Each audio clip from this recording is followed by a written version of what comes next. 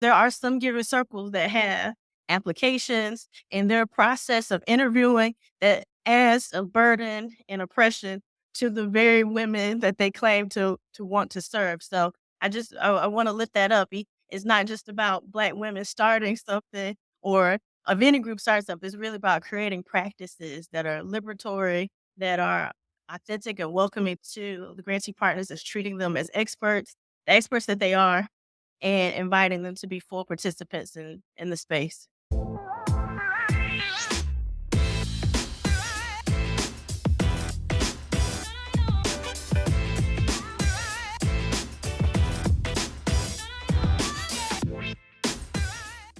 Hello, everyone. Thank you for joining us. My name is Nekima Armstrong.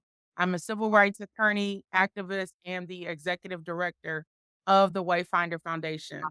I am ecstatic today to be joined by three incredible Black women who are on the front lines advocating for our community, ingenuity and creativity to advocate for what's in the best interest of our people, and who care about the heavy lifting that Black women do day in and day out, often without adequate compensation, adequate recognition, and not being fully valued for who we are and the contributions that we make, those contributions that are visible as well as invisible. So today we're going to be talking about Black women's funding in philanthropy. And I am joined by Dr. Maria S. Johnson, Tyeshia Wilson, and Nicole Robinson. And I would like for each of these amazing women to introduce yourselves, tell us a little bit about your background, and give us one word to describe the state of institutional funding of Black women led movements. And then we'll take it from there. So, why don't we start with you, Dr. Johnson? Hello, everyone. I'm so excited. I know this is going to be an inspiring conversation. I'm the founder and chair of the Black Women and Girls Fund, which is housed at the Baltimore Community Foundation and located in Baltimore, Maryland. I created the fund in 2018. All the funds, all the small grants that are distributed are given exclusively to Black women founded, led, serving organizations, Black women and girls. And so the fund is intended to help Black women leaders, Black women and girl leaders to get the unrestricted resources they need to address some systemic institutional issues and to pursue creative, imaginative approaches that we don't often get funded. My one word in terms of my feelings about institutional philanthropy is unsurprised. Thank you for that. Right on. Let's go with Taisha. Hey y'all, I am Tyeshia Ty Wilson.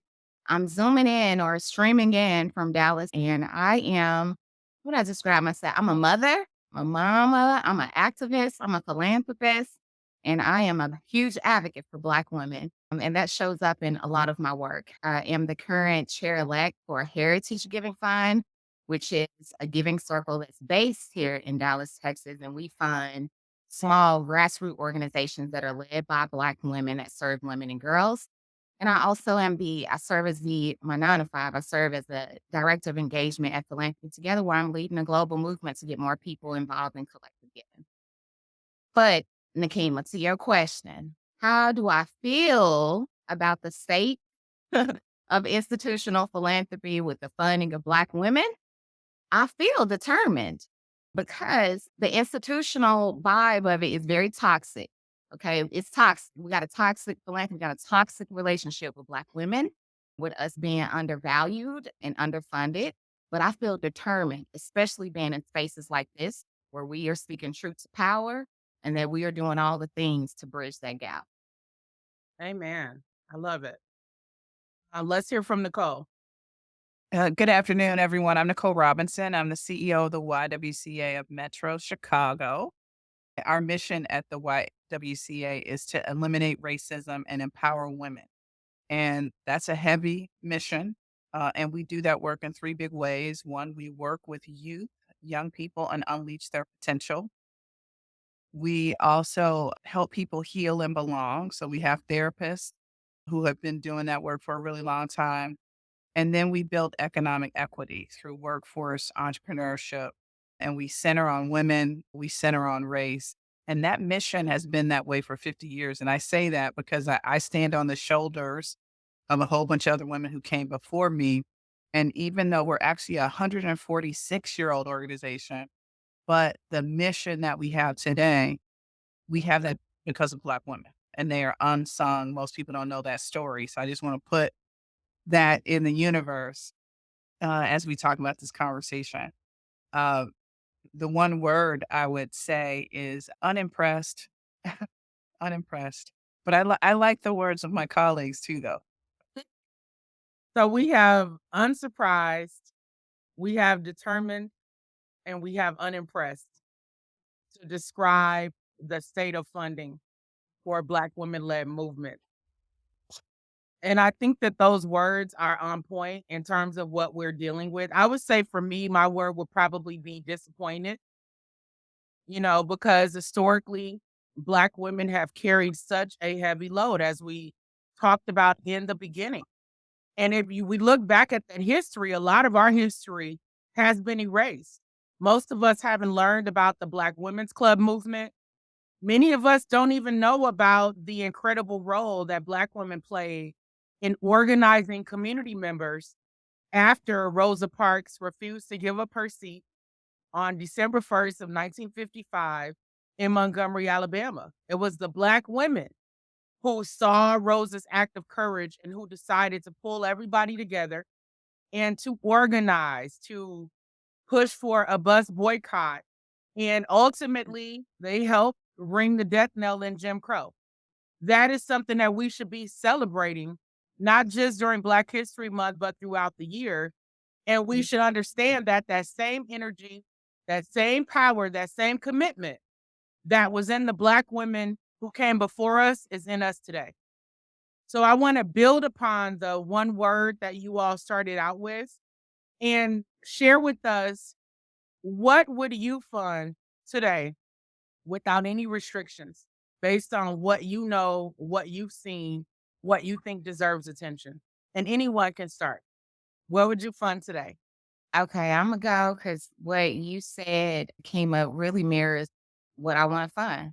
I would fund if I had all the money in the world and get everyone else to invest in it. It would be to fund our rest and respite. Much of the world, y'all, we know.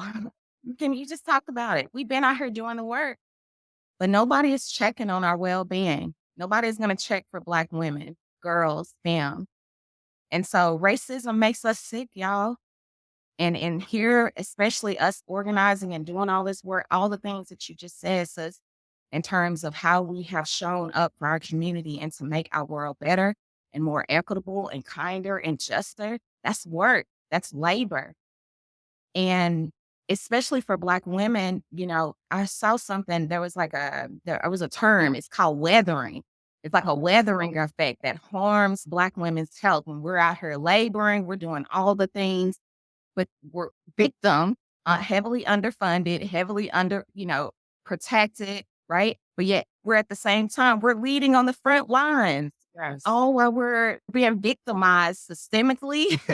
When you look at everything from mortality rates, from our birth mortality rates to the income inequities, all of the things, all of the data out there is showing y'all how unprotected Black women are.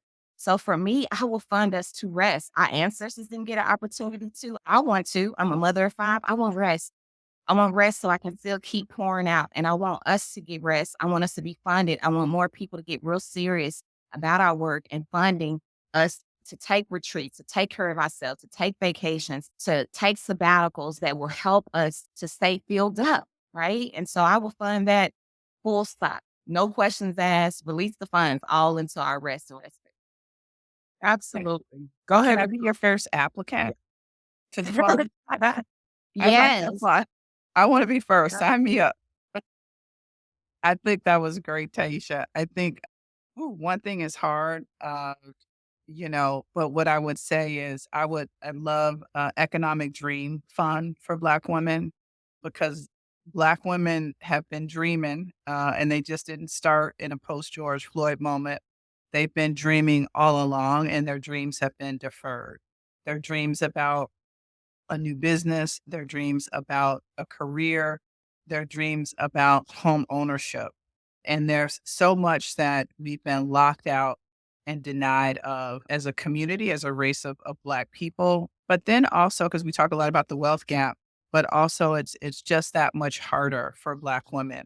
So I would love to seed those businesses, incubate those businesses. We have an accelerator at the YWCA called Breed Love. It's named after Madam C.J. Walker.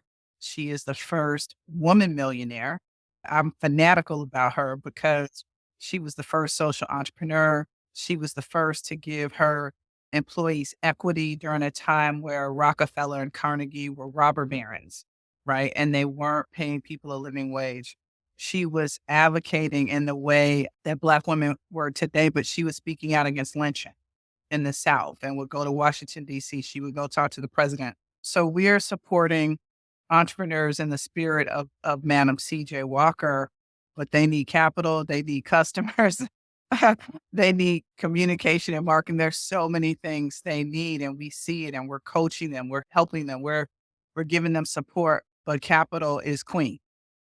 So I would love to have a fund that kind of unlocks the dream. And, Nekima, I'm gonna say one more thing. I know you said one thing, but I gotta say something about general operating money because there's this everybody wants to fund a program, but the reality is any good organization needs HR, they need finance, they need all of these things to make a business work. No one wants to fund that. Yeah. That's a problem. 100%. And it's hard because a lot of times we're not sitting in these rooms. We're not at the table. When we are, what I've seen a lot of times is timidity from us because they've taught us to know our place, right? So we're going to be in the rooms. We have to understand the responsibility that we hold and that we're fighting against a system of white supremacy, of misogyny, and of erasure of Black women, which we don't talk a lot about, but that's so embedded in our history and the way that we've been treated and how it impacts us today. I want to go to Dr. Johnson. Oh, Nicole, were you going to say something I was else? just gonna say you're my new best friend. With everything you just said. Same, I, same. I feel the power from you guys. Like, seriously, Love it. we got to do this more often. And we're look just in the first 15 minutes. And it's like, yeah. So I want to go to Dr. Johnson and hear your perspective because you've taken action, towards these issues. So what's your response Yeah. on what we talked about? First, please call me Maria. Listen, you earned it, girl. It's like Well, thank you. Thank you. So when I said unsurprised, I meant it in two ways. One is already been touched on in terms of the extractive history of philanthropy. A lot of this money that funds large and small local foundations and funds come from the labor of African Americans and other indigenous people and marginalized groups in the society. And so, is in some ways, when we hear that these organizations continue to not fund people of color, I'm unsurprised. And even when they are doing some of the work, there's gatekeeping that goes on in terms of who's hired to distribute the funds and how the grant making process happened. But I also said unsurprised because there are particularly Black women and girls who are funding and starting giving circles, uh, funds that are housed at institutional foundations, ones that are like mine that are donor advised, who are really doing the work. And so in that way, I'm not surprised that Black women aren't just asking large institutional funders or people outside of the community to do the work, that we're out there moving and making progress that we know needs to be done. And so it's really hard to choose one thing to fund, but so I chose one concept, and that's liberation. And I think of it in terms of not just civil or human rights or reproductive rights, but kind of liberation of thought, expression, imagination, and even opportunity to just be ordinary, right? And Mhm. rest and to be carefree, right? Because even when we talk about the work that Black women are doing in this space, it involves a lot of work, like Taisha was saying, right? And we don't want to be in this cycle of resting and working in ways that just tire us out for our entire lives. And when I think about racism, I think about white supremacy. One of the tenets of it, right, is that people who are from marginalized communities and identities are often they have stereotypes against them that marginalize them. But when they do well, they're expected to be exceptional. And there's a burden to being exceptional. And so when I think about what I fund, what I'm interested in funding and what I do fund, a lot of it is not just about fighting systemic structural barriers, but it's also to give Black women and girls and them space to think, be creative and imaginative about their futures, and to just do things that people may take for granted that's not always given. Black women and girls don't always have the opportunity to just rest, relax, enjoy space without threats. 100%. You all nailed it in your response to the question. And the part about rest really resonates with me. I live here in Minneapolis, which is the home of where George Floyd was killed. And I'm a frontline organizer and activist, which I've done for many years before George Floyd was killed. And we got to a point in the summer of 2020 where we were having protests pretty much every day, from the start of the day until evening. That's when many of us would come home to our families if they weren't, out there with us. And I got to the point where I remember seeing a picture of myself and I didn't look like myself. My energy looked depleted. I saw that picture and I said, I have to get away now. And so what wound up happening was a Black woman who I know who lives in another state wound up rounding up allies and other people and supporting me so that I could take a month away. I went to Myrtle Beach. I got a Airbnb near the water, and I took my youngest child, who was, I don't know, probably 2 or 3 at the time, with me to Myrtle Beach for that month so that I could just rest, recalibrate, recharge my batteries, gain some clarity, and heal from all of the trauma and everything that was going on. And it probably saved my life, to be honest with you all, being able to take that month away and not just to keep going like a robot, in the midst of everything that's going on. So I echo what you all are saying about the importance of rest and how that is a message that we have to send to our sisters, who are carrying a lot of heavy weight, right? Dealing with white supremacy on top of being the person in the family, for example, that everybody comes to when they're having trouble or when they're facing a financial crisis, or when they need someone to advocate. A lot of times that falls on our shoulders on top of the community work that we're doing. And so, where's the time that we're able to take for ourselves? That often goes completely unrecognized when we're having these conversations around Black women's funding. And so, my experience and seeing what is happening in philanthropy, because I'm still relatively new to philanthropy, is what caused me to propose a Spark Talk at the Peak Grant Making Conference, which happened in Baltimore last month, I believe. And, my focus was on, why it's time to create a Black Women's Justice Fund. And Dr. Marie, you were there. Tyeshia was there. Nicole, you unfortunately weren't there. But one of the powerful things about that experience was having a room filled with almost all Black women and a handful of allies where we could actually hear about these issues, deconstruct these issues. I also quoted a phenomenal woman, who took matters into her own hands to start a fund. And that woman was Dr. Maria S. Johnson. I had no idea that she was going to be in the room. I had just stumbled upon her article the night before. And I was just so impressed and just saying, this is on point. I need to include this. And when I brought up the slide, Dr. Maria was right there in the room. So from Maria and Tyeshia, I want to hear your about your experience in Baltimore, being in that space, and anything that you want to share about that experience.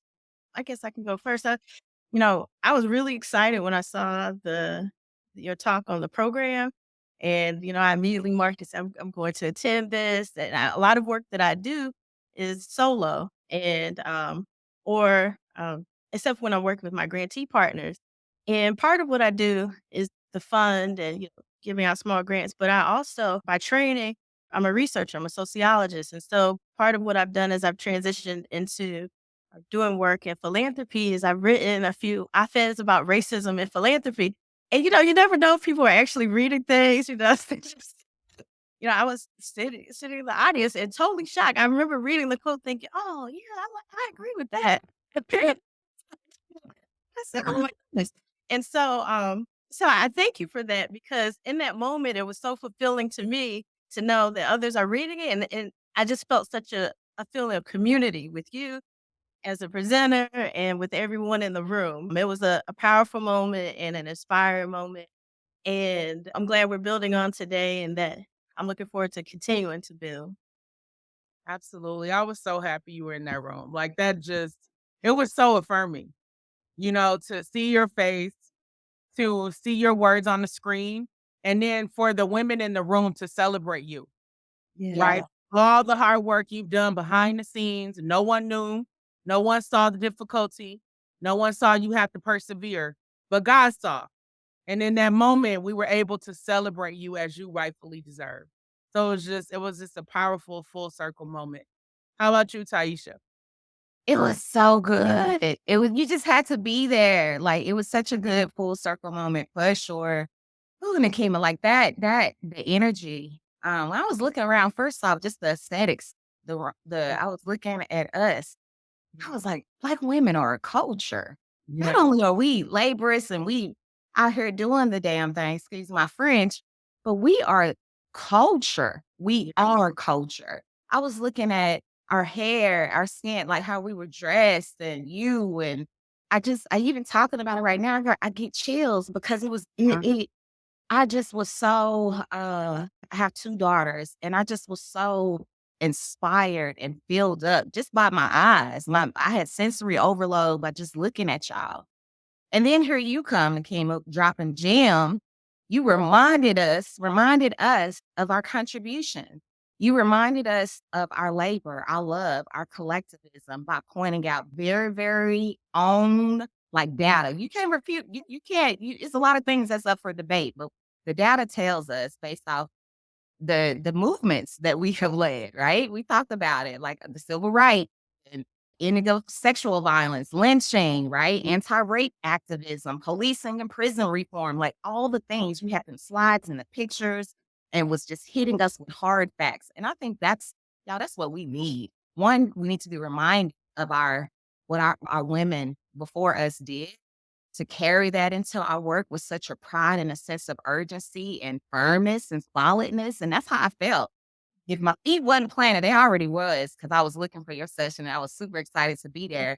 But even more, I can feel myself being filled up with every word, every comment, every finger snap that was in there. I felt so good.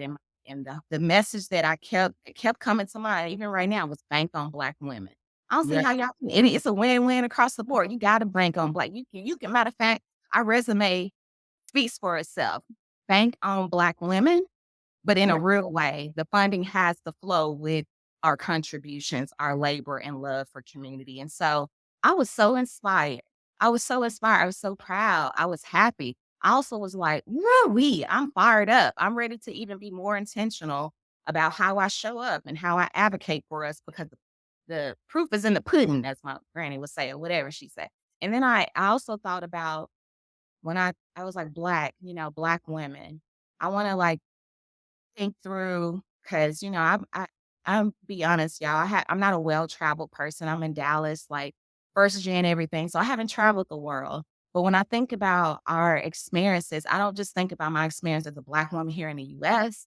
I also was thinking about just our sisters, across the diaspora, Afro Australian, Afro Latin, Afro European, right? And so much more. So I also was thinking about that when I was looking at the faces and hearing you. I was placing our history and just the robustness of how we show up in all the spaces and everything. And so, as I shared, Black women, we are a culture and our contributions have made it to world history. And I just Yes. feel like, our contributions, although they're rarely ever acknowledged, but in every space now, I'm like, I want to be intentional about bringing up our history and our legacy, past, the present, and what we are fighting for our future. Because to your point, it came about the erasure. That's problematic. And we know that that's a real deal. Y'all trying to take us on history books. Y'all trying, like, we're not about to do that. I definitely had a sense of great pride in looking at all of our contributions, and I was baffled and excited, and even more excited when you followed up and said, "Hey, let's jump on this conversation today," because I didn't want it to stop. All of us agree, right? Maria, we were all like, "You needed a longer time. This needed to be a whole session." But I think you showed us how just a little spark, right? We can just plant some seeds, y'all. Sometimes we don't gotta be all out here doing 2-hour webinars, just planting little seeds here and there. So I took that also as something that, just opportunities and ways and how I can spark and sprinkle a little Black girl magic on all the spaces that I invade. And your session was definitely one of catalysts for my motivation for that. I That also is powerful. Go ahead, Maria. want to take a moment to lift up Satanya Fair, president of Peak Grantmaking, That part, yes. excellent a Black woman Who's a president. lawyer too, right? And she's very intentional about creating That's right. community. And, throughout the conference, people kept saying this is the most, that Black people they'd seen at that particular conference. She was really intentional about including programming around equity. And I think as we're having this conversation about institutional funding and Black women, an important part of that is the leadership of Black women. And institutions need to hire for Black women who are truly about creating and opening up space for other Black women. Absolutely. And I loved what Tyeshia said about bank on Black women. And I see Denise in the comments, like, we need to make that a shirt. That's what I was thinking. I could see that as the name of Right, a Mark? podcast. Yeah, I could see it as the name of a podcast. I could see it as the name of our movement, right? When we are gathering, we need to be thinking about this in terms of movement building. This is just as important as the work of us being in the streets and advocating for change or being in the halls of power and pushing for change, right? Because if we don't lift up Black women, who will? And we know that we're the last line of defense in our communities, whether they see it or not, whether they acknowledge it or not, it's just a fact. And the sad part is historically, here we were nursing their babies, right? To the detriment at times of our own children, and then still having to go out and work in the fields and prepare the food and keep it all together, right? Being under the threat of harm and danger. That is our legacy. And somehow we have managed to persevere. So now that we're in a space where we don't have the same types of dangers, although there are many dangers, this gives us an opportunity to take a step back and say, hey, something is missing in the landscape of philanthropy when it comes to funding of Black women and girls and femmes, as you all have said, acknowledging our contributions and making sure that we not only have a seat at the table, but if the tables that have been constructed don't work for us, we have the power to create our own tables. So I want to shift a little bit. I want to turn to Nicole. And in light of all that you've heard, and your own experience, what sparked you to participate in Black Women's Giving Circle? Tell us a little bit about that, and then I want Tyeshia to talk about her experience with that as well. And then Maria, why you started your fund. Absolutely. Happen to jump in. So excited about what has been said so far. So I've been at the YWCA for a year and a half. So I'm super new. But prior to joining the organization, and in a pre George Floyd, it was before pandemic, before all of that, I invited some folks to my house for brunch. I sent an email and it was really short. It said, if you care about the political, economic, and social empowerment of Black women and girls, come to brunch. Mm. right? Didn't know exactly what we were going to do, what that was going to mean. I thought maybe a handful of people would go, maybe 3 to 5 people. No, I had a dozen people on the first round. And then I had other people say, are you going to do another one? Because I really want to understand what this is about. Because Chicago has 77 neighborhoods, about a dozen of them have the highest rates of unemployment, the highest number of returning citizens coming back to a community with no opportunity. It's the lowest home ownership rate. There's a lot, and then there's a lot of joy and genius in the community too, but it's been underinvested in, de-invested. There's a legacy of inequity that has kind of created the situations that we had. And I live on the South Side. So part of my inviting people to my house is sort of us saying, like, what do we want to do about it? Forget the institutions. We know there's a formal process for doing things, but let's figure out what we can do.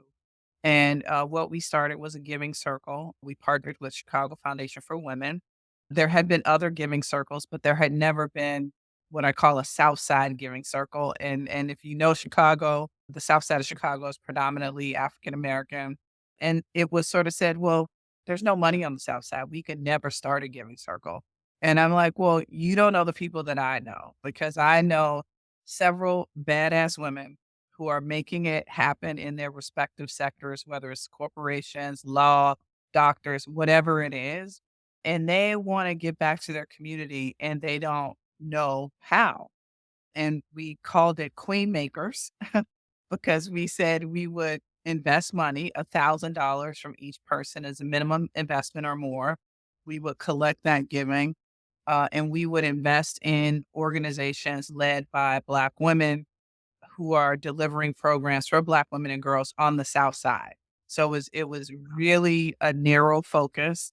And then we talk about equity. Institutions talk about simplifying applications. In some cases, we didn't have any. We had an application, but if people couldn't do it, we changed the rules. We say, send us a Wow. video, send us a TikTok, whatever it is you can do to articulate the work that you're doing every day on the ground. Let us see it. And we probably started out with about 40 people. I think they're 3 or 4 years in, and there's over 100 people. We had people just saying, I don't know what it's about, but here's my check. Wow. Right. So there was something about whatever else was happening in philanthropy wasn't speaking to Black women in the community. And this Queen Maker's name was intentional because it's about making queens in the community, the nonprofit leaders, supporting the queens that are a part of the program. And then there was this little thread about creating queens in business that we didn't fully explore, but we talked about meeting in spaces owned by Black women, patronizing businesses that are owned by Black women. So there was a theme. Our caterer, her business took off because all 100 women decided we're going to help spread the gospel of what you're doing because we Mm. like what you're doing. So imagine, so it's about the money, but the money is another piece of it. So I just think it's been phenomenal. I think for me, the next phase I love to do with the YWCA is again, thinking about that concept with entrepreneurs. If we want to see a new business in the community, we can invest in that business, we can patronize that business, and we can become ambassadors of that business. And that's how we change community. We don't have to wait for the community developers and the planning people for the city to figure it out. We can drive it and then they can follow our lead, right? That's a way for us to think about it. And then Nekima, don't kill me, but I want to No, pick go up on one ahead. more Go thread ahead. that Tyeshia said, because she talked about history and Black women's activism. And I am obsessed with the history of the YWCA. And I want to pick up on this nugget. I told you about this, our mission of eliminating racism. So, how that came to be is we're a networked organization. There's 200 YWCAs across the country. We're all separate, but they would get together every year for these annual conferences. And at one point in the YWCA's history, Dorothy Height, the sort of ally and civil rights advocate to Martin Luther King, she was the first racial justice chair at the YWCA. Wow. And her and other Black women across YWCAs had a secret meeting before the big conference. And they discussed what we talk about every day now, which is equity. They didn't use that language, but they said, we'll never get to gender equity, economic equity. We'll never get to educational equity, any of these things until we deal with racism.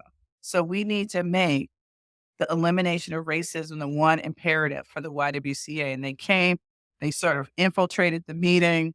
They said what they had to say. They had a slide, and then they walked out. Mm, Right? They walked out in so it's a conference center. So imagine it's the peak conference. Someone presents, and then it's mic drop. They just walk out in mm. protest. Wow. So they begged them to come back in the meeting, and they come back and they vote over several days. It was like a political convention, this idea. And I bring them up because I'm telling you, before I joined the YWCA, I had never heard the story. I Mhm, had never heard the story about these amazing Black women. I have a vintage copy of one of the pre-meeting documents, and the theme of the meeting was the genocide plot. So these women were radical. They were housewives, they were aunties and moms and grandmas, but they really were the so we talk about activism now. There was this activism here at the YWC, which is unparalleled, which is how this mission came to be. I will say it's also an organization that when in a pre-George Floyd moment, people were stepped back away. We talked about this lack of funding, but we also haven't brought in race itself. mhm, The why. Where does that come into play in all of this? And we're also in this moment where the sort of race to embrace equity, to embrace diversity and inclusion is losing a little steam. mhm. So how does that fit into the conversation as well? Why do you think it's losing steam? Well, we are in the midst of a culture war. Well, you're the attorney. You can probably answer this question better than I can, but politically, we're more divided. There's this lack of civility. There is this fatigue, I think, that people are having. And we've always talked about leaning into the discomfort and what it means to talk about a conversation that connects to race and equity. And for me, well, at least equity is about shifting power. Mhm, And shifting power might sound scary. mhm, Sharing actually is scary to people because we have a society and culture that is not necessarily built on sharing. It's mhm, based on stealing and taking. I don't know, but I know you guys can build on that. mhm. I mean, but if they think they're fatigued, how do they think we feel? Oh yeah, we're They're fatigued talking about race and white supremacy. We have to live it every day, and so did our ancestors.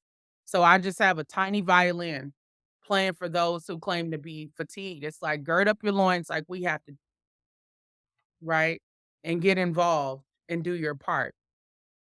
yeah, I agree with you 100%. And that is the challenge of the emerging moment that I think we face now and what some of those early activists faced back then because they had the conversation in 1971 and somehow we forgot. Right. Yep. I think selective amnesia is what I would call it. So let's go to Tyeshia. Can you talk about, well, first of all, if you want to respond to anything you heard Nicole say, but also why did you get involved in helping to create a Black Women's Giving Circle? Yeah, Nicole, our experiences sound so similar. So with Heritage Giving Fund, y'all, I shared earlier that we're based in Dallas, and we are a giving circle. We started in 2017 during Black Philanthropy Month. And something that is unique a little bit about heritage that I feel like, just the uniqueness of our circle is that a lot of my sisters, we came from nonprofit. Like we had backgrounds as fundraisers, as nonprofit program officers. So we were as recipients of philanthropy, right? Myself included in that. So we had a lot of lived experience working in philanthropy and just being in, just lived experiences. And what we did was we started having conversations because Dallas, like you were talking, Nicole, about Chicago, the South Side. It sounds like Southern Dallas, which is where I'm from. You have Dallas is like so many cities. It's a tale of two cities, right? Up north, it's all the white, affluent, rich, wealthy folks and better grocery stores, better schools, all the things, right? And then down south is where I live and where a lot of my sisters are at and where a lot of us work, where a lot of Black and brown people are. And so we saw the inequities, of course, that are very clear in Dallas on the race and income line. But we started seeing it. We saw it also in just our work as Black women working in philanthropy. My portfolio did not have a lot of Black donors or just people of color. We were funding the same organizations. We just sort of having, we start talking about these experiences around that. And it was like, you know what? This is crazy. These organizations, these community foundations, these funders are not funding Black women, like at all. And so, well, what are we going to do about it? As we always do, right? Black women, we're not going to sit on our hands for too long. So, what we do, we said we want to do something about it. So, we went to the Community Foundation of Texas, asked them, hey, we had this idea. We need to start a giving circle ASAP. And we started that with a very clear intention on starting a fund that was for us, that was by us, spoke our language, spoke our culture, spoke all the stuff that we did not want to see, like the pretentiousness on some of the groups and had the culture in Dallas. We wanted something very accessible. People feel good. They can, find a way to encourage philanthropy and people as the entry point to bring people in, as well as to be able to fund organizations led by Black women because they were just not getting funding. And when I say not getting funding, I mean like sisters out here doing amazing work, running whole diaper pantries out of their houses. It's like, why are we like that? Not getting paid in these ED positions. We were just like, it has to happen now. That was the heartbeat and the why behind Heritage Giving Fund was for us to encourage Black philanthropy, as well as to very specifically fund organizations with budgets less than 500K that are led by Black women that serve women and girls. And people, of course, feel some type of way about that, right? Y'all don't want to, y'all not checking for us, but then you checking for us because we definitely had the people that was like, well, why? Why Black women? Well, this is why. And I think us being explicit about y'all funds that are operated from us, that are from us, by us, and for us are so very important. Like Southside, all the other giving circles, a lot of other BIPOC-led giving circles are so important because for our grantee partners in that first year, y'all, when we awarded those grants and the stories that we heard from our grantee partners with feeling seen and feeling loved and not feeling like they had to prove something to us as the people that's already been doing the work, it just validates that, yep, Heritage is on to something and we're going to keep this thing going. We're going to keep it growing. And so today we've, issued out over $150,000 to some amazing organizations here. But one of the things I would like to lift up is, yes, the money is very important, but for our grantee partners, what we've heard the most from them is the beyond the dollar support that we have offered them. Friendship, love, resource, visibility, awareness, advocacy, showing up for them. These are our sisters. We do not look at our grantee partners as grant recipients or whatever. Like they are our partners, they're our sisters. We want them to make it and not just be out here surviving, but thriving. Yeah. And so with that mindset for us, like our members are real big pro bono consultant work, helping them with websites, making, really you leaning into those 5 T's we talk about: our time, our talent, our treasure, our testimony, and our ties. Heritage does that very well. We're thinking beyond the treasure piece. How can we connect our grantee partners? Connections. Who you know, who you know, who you know. How can we double down and double back on finding opportunities? If not, if you can't do this, then what? Like we were having conversations like that for our grantee partners. And that energy and that stance that we took, we've seen our grantee partners go on to bigger grants, big United Way pitch contests, all that kind of stuff. So that was affirming to us about our strategy around the beyond the dollar work and how it just can be about the money because we want to give visibility to get even bigger funding, more awareness, more people, more volunteers, more board members, all of the things that they really need to thrive. And so that's Heritage Giving Fund. And now we're at year 6. We actually just met last night, the executive committee. We were talking about just now we've added advocacy to that. Like we already were doing advocacy work, but we now are thinking about really what does that look like from a policy because Mhm. I'm in Texas, y'all. Do I need to say anything more than that? Okay, our governor going rogue. Some ain't right. Okay, so we're trying to figure out how we can counter and support. What does that advocacy look like with us going down to Austin and getting our women involved? Because when we think about collective giving and giving circles, y'all, I want to be clear that giving circles they really serve as on-ramps for civic engagement about strengthening our democracy, because what we know about Giving Circle members and folks that are involved in very community-led collaborative giving experiences is that it changes your trajectory of how you show up and learn about the issues, as well as about organizations, and in how you show up even beyond your experience within your giving group.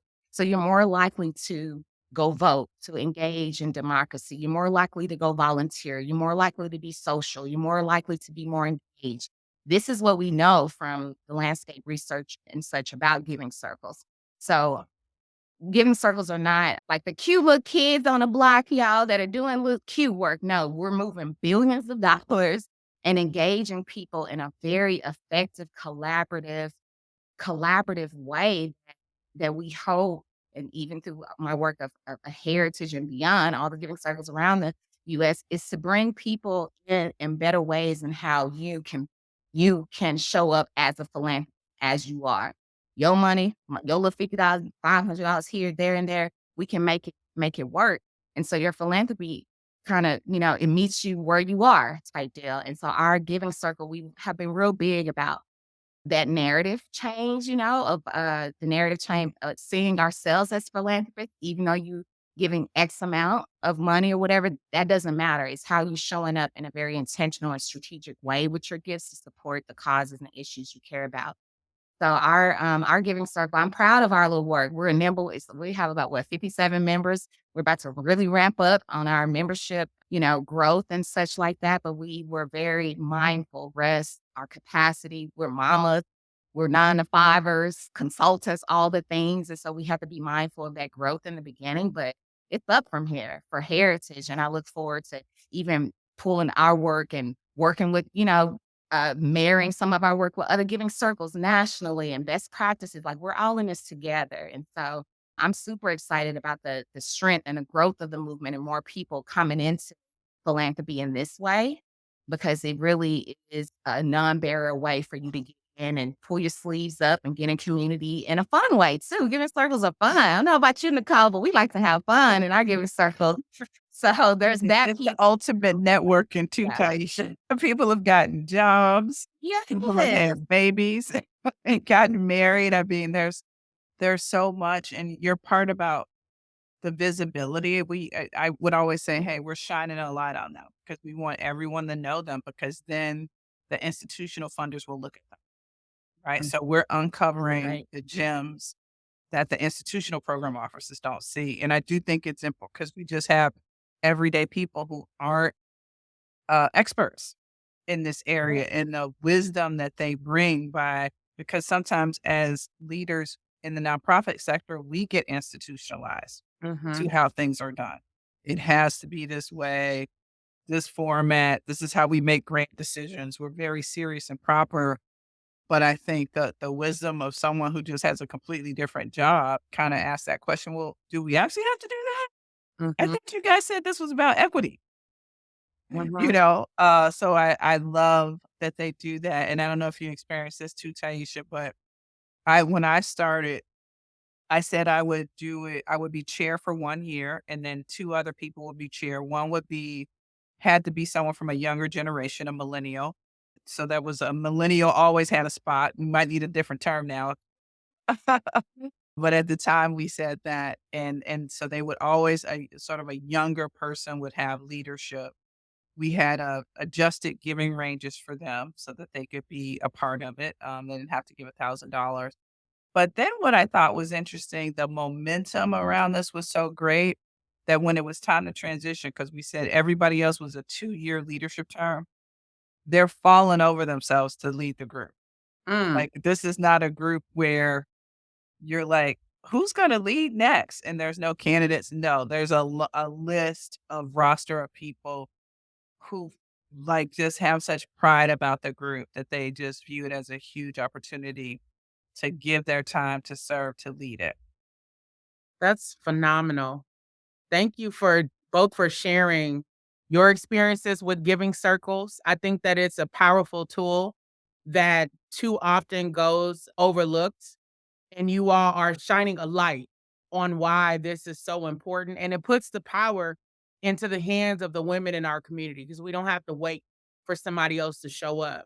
So I want to transition and give Maria an opportunity to talk about your work and why you started the fund that you started and anything that you want to share around that experience.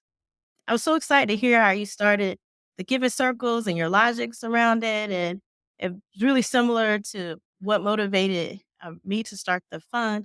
I thought, I always planned to start some type of fund, scholarship, something later in life. And I thought I had to be older and wealthier and just a whole host of things. I had this idea of what philanthropy on a larger scale look like. I knew about charity. I did charity, right? And did social justice activities. But the idea of starting a donor advised fund, well, I didn't even really know what a donor was. So, but the idea of like establishing something at a foundation with get um, to do giving was kind of outside of my range of thought. But I had a conversation and I mentioned that this was something I wanted to do at some point, and the person I was talking to said, "Well, why not do it now?" And I said, I gave all these reasons about why not now. And then I looked into, well, how can I do it now?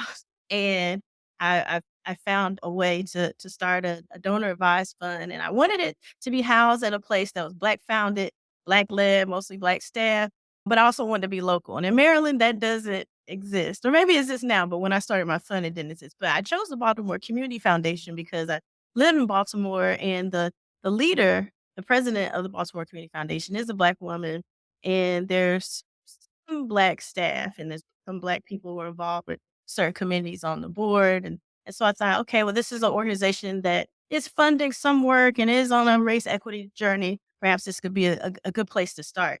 And I started off at first really learning more about what was going on with Black women and girls in Baltimore and Maryland, because I actually started the fund a few weeks, maybe a couple months after moving to Maryland. I lived in Delaware prior to that. And I really believe in growing where you're planted and responded to the community. So I used my research side and I looked at raw data. I spoke to people. I read things to really find out what's happening for Black women and girls in Baltimore and what's not getting funded. And so, in terms of my approach, I'm very intentional about who I fund. I approach them, and I also don't fund certain types of programs that, even if they are Black women led and founded, if I don't feel like they have like a true love and authentic passion for Black women, if they're bringing a kind of deficit approach to try to mold Black women and girls into these kind of stereotypical ways of being, that's not that's not my area of funding, right? And so I'm very intentional about funding organizations that are under-resourced, underfunded, that are truly passionate and public and open about who they serve and why. And all of my funding is unrestricted. And because it's unrestricted and because of how I go about doing the funding, I'm very also careful about contributions, right? And so, into the fund, is at this time, I don't require reporting from people. I don't want it's a small grant. I don't want to add another burden. It takes time, organizational time and talent for people to fill out applications, to do reporting. And so the application is very brief. It's not burdensome. It's just to collect information that I need to like actually process checks. I spend time talking to people. After the initial funding, people also participate in meetups I have called knowledge shares, where I invite guest experts to talk about different topics that are important. It could be important for how they run their nonprofits. It's a collaborative space, knowledge that everyone, grantee partners, everyone has an expertise that they bring to the space. And so I really see the fund as supporting Black women and girl leaders in the work they do, but also just in who they are, and creating this a space where we can be ourselves and imagine better futures. And I think one thing I want to lift up about the giving circles is that giving circles are great. I agree. But I think what's exceptional about the work you're doing right is how mindful you are about your practices and you're practicing in a way that is supportive of the leaders that you're investing in. Because there are some giver circles that have applications in their process of interviewing that adds a burden and oppression to the very women that they claim to want to serve. So I want to lift that up.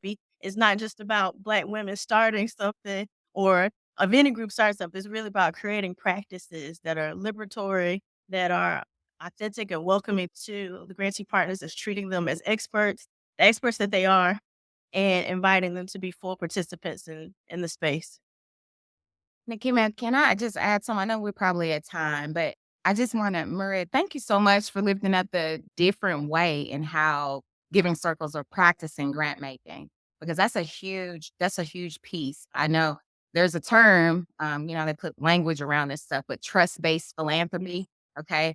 A lot of Black women led giving circles are leaning into that grant making process. It's based off our lived experiences of the hurdles that we face and such like that. When some of us were having to write those grants and stay up to 5 o'clock in the morning and write out all this stuff that's available on our website, and that's just problematic and discouraging. And so I just want to validate that, Maria. Trust-based philanthropy is real. We're happy to see more funders adopt it. But even in that space with giving circles, Black women are leading the way and pushing funders and pushing the needle to more equitable ways and how we grant make by being examples, literally from the bottom up instead of the top down approach that institutional philanthropy has. So thank you for Thank you to each one of you for sharing your experiences with grant making, with giving circles, with centering Black women and girls in your thought process, in your leadership, in your funding, and the ecosystem that you help to create for Black women and girls to thrive. Because if we don't do it, who's going to do it at the end of the day? Right? No one is really checking for us, which is really sad in the grand scheme of things, but we're checking for us. And your examples show that. So I know that we're just about out of time, but I do want to know, do we want to continue this conversation? Do we want to continue this movement? I love the term Tyeshia brought out, bank on Black women. I think there's something there that we can build upon and bring other Black women to the table who care about these issues, who are willing to roll up their sleeves, or who are already doing the work, and building our own version of a movement within philanthropy to put these issues on the table and to advocate for what we want to see. So, would you all be open to continuing this process, this conversation, taking things to the next level? I was say I laughed because I said, I just told you you're my new best friend. So any invitation praying to me, I'm accepting it. Awesome. Right. So yes. Yes, I as we am so say excited. less, Nekima. That's what we say I am on the so street. excited, y'all. So look for future communications from Denise and or myself so that we can keep this going. I really want to see us convene probably before the end of 2023, if we can. I want to thank you all for taking the time to be a part of this conversation. I want to thank you for the incredible and powerful and impactful work that you do. Like, who knows how many lives you have changed and trajectories that you have shifted because of your care and commitment and work on behalf of Black women. I also want to thank those who tuned in to today's conversation on the various platforms. And I hope that you all who are listening decide to get involved when we have our first annual convening called Bank on Black Women. I want to thank Denise Barreto for her work in organizing us and pulling us all together for this important conversation. So there will be more to come. I'm really excited and I'm grateful to each one of you for your time, your talent, and your commitment to this work, your commitment to Black women and girls. Thank you so much. Thank you. Yeah.